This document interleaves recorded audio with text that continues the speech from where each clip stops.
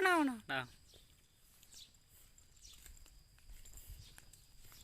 này lúc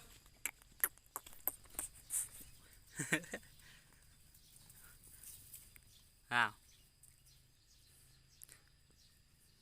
Sophie Sophie Sophie Sophie mà nên lúc lúc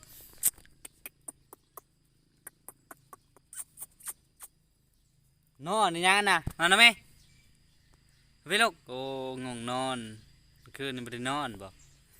เนี่ยกินข้าวแล้วก็นอนวันนี้มายังลูก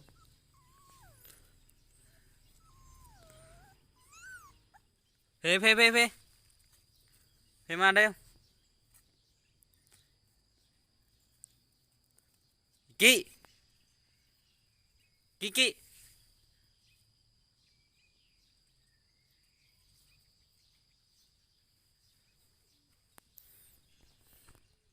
นี่ทองแดงนี่ทองเหลือง ทองแดงทองเหลืองทองแดงทองเหลืองนี่สุกี้อันนี้อิกี้อันนั้น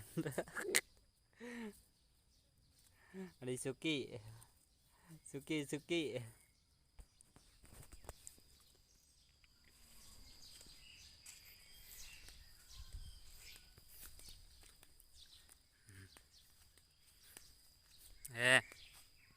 ใส่ราเรียบร้อยละยังบ่ทันทาสีซื้อทางลม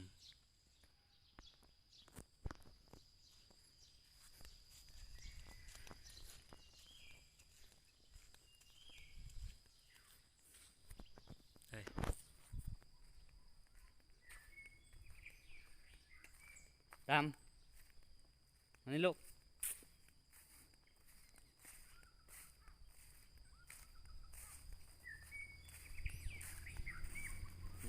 นั่น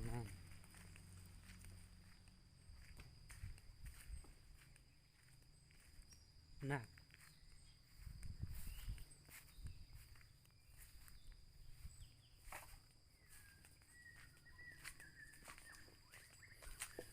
ม่วงดอกอยู่ได้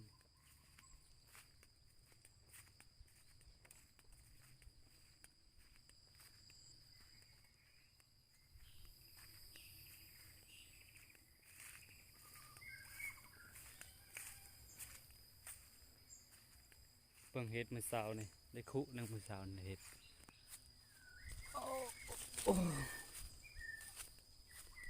เบิ่งทางเนาะเขาทำมันอ้อทางเนาะมื้อเช้านี่ได้คุนึง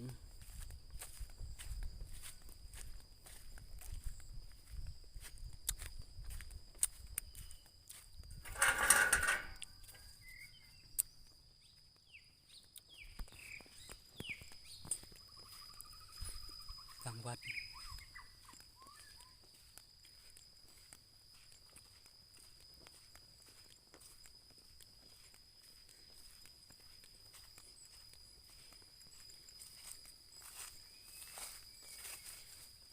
นั่นได้ย่านี่ออกดอก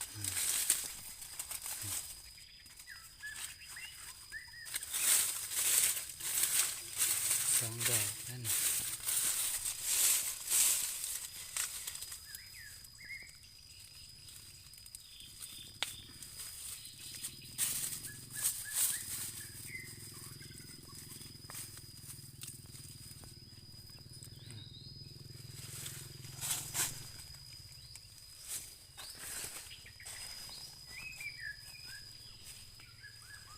เห็ดปวก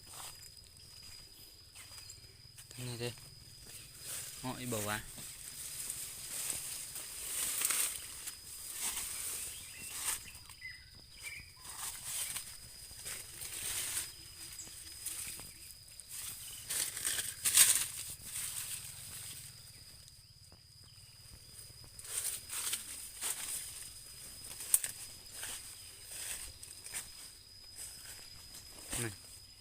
ดอกไง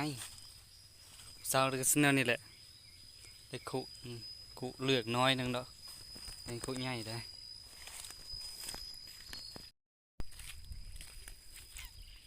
ได้สองดอกออกมาทางนอก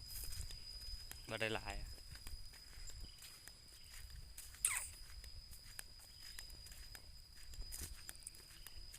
เราเบิ่งอยู่ทางนอกเอาวัดฮอนหาเลยตีบีออกไปทางนอกฮอนเลย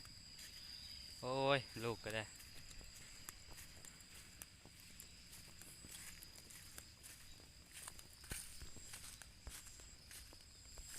เด็ดใส่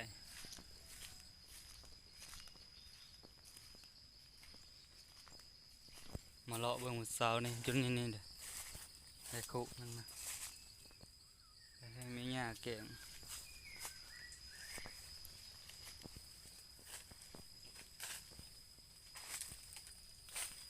บนเอาเห็ดโป๊ะมาเช้านี่ได้คุนึงเลยตอนเช้าเนี่ยอยู่นี่เลยกูบาก็เลยมาเล็บไม่มาเล็บรอบสองเป็นลูกน้อง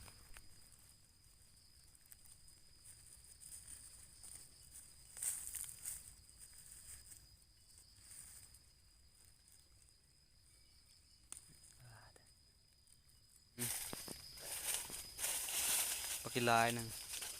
ปีนี้ยังบ่ออกคนใดปีนี้ยังบ่เห็นปีนี้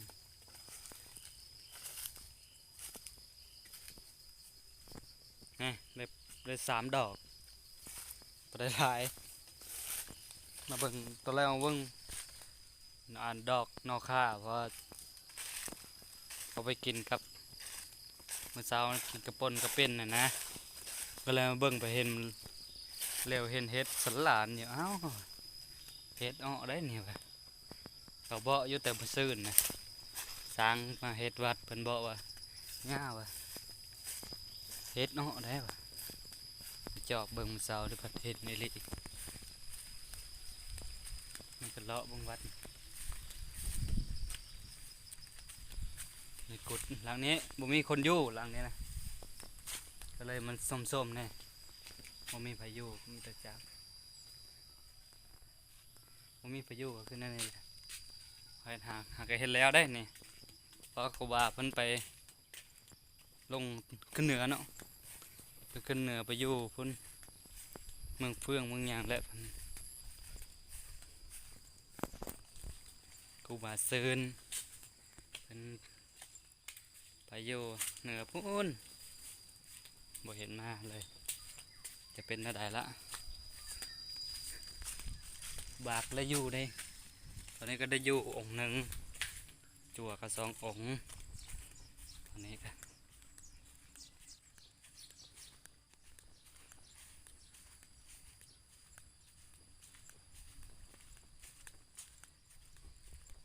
ไปเบิ่งดอกเฮ็ดอ้อเดี๋ยวนี้เด้มีแดดนัดแต่เช้าได้ยังแดดหายโทรมาขึ้นมาเบิ่งตาง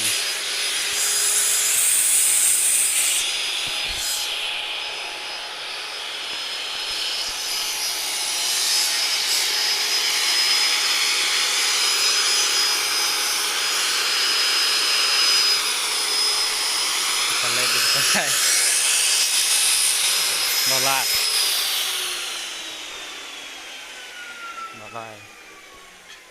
เบิ่งไล่กัน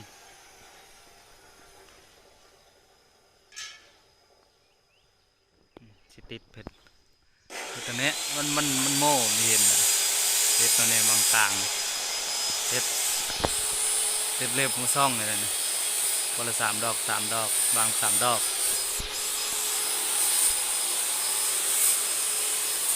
ถูกเสายังทันแล้วมันล้มทันแล้วถึง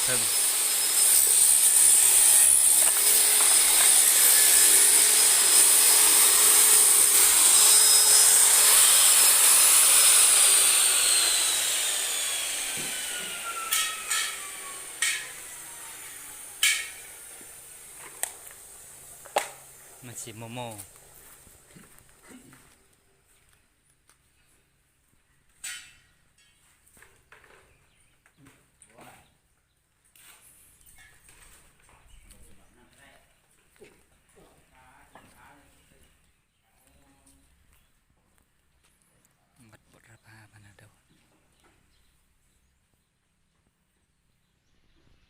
แล้ว